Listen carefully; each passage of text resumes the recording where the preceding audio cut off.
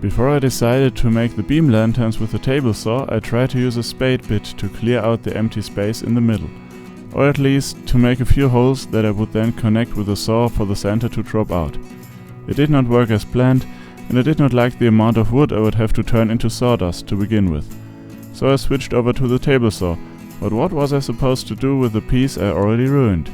The burn box seemed like an obvious choice, but why not turn it into a Swedish torch for the next barbecue? It could not be simpler. Using a long drill, I drill holes down from the top. I got my hands on one with a small thread at the top for easy hole starting, and eventually I wised up and clamped it down.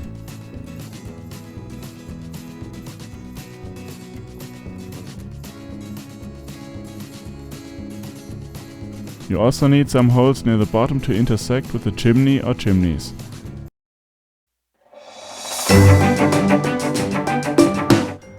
Actually setting it up and lighting it is a lot easier when the natives had a chance to satisfy their curiosity, which may take time. As a fire starter, I use resin that had run out of the wood gathered on a piece of paper towel, and then bunched up some to fit inside the chimney. Did I mention that there were natives involved? They got easier to deal with once it was lit. Respect for fire is a good thing for natives.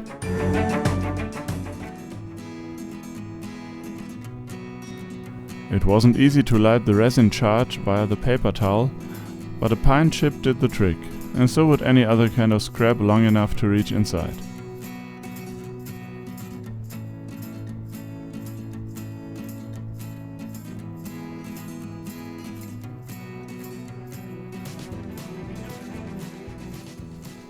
With the face this particular torch has, it might also work for a tiki-themed event.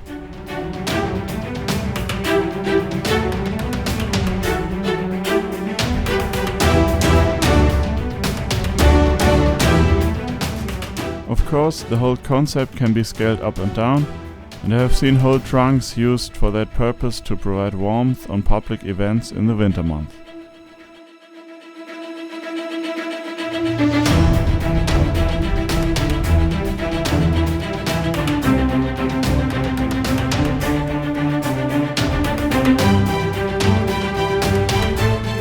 With holes in the corners rather than along the sides, I would expect a much better paralytic destruction experience.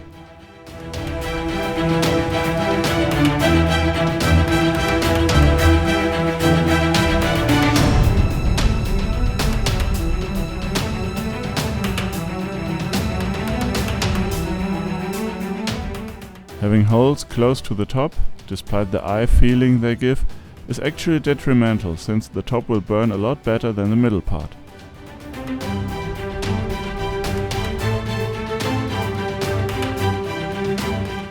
The best Swedish torches have one or more long chimneys with air holes as deep down as possible.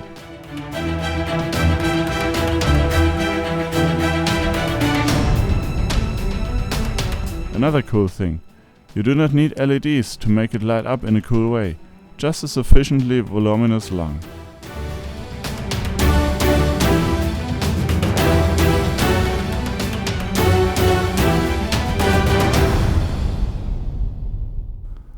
This might also yield an unexpected second burn.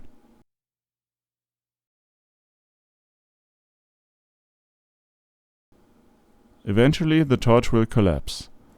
If it has a face, this will be a very moving moment, especially after you blew at it for a while, thus forming a personal bond.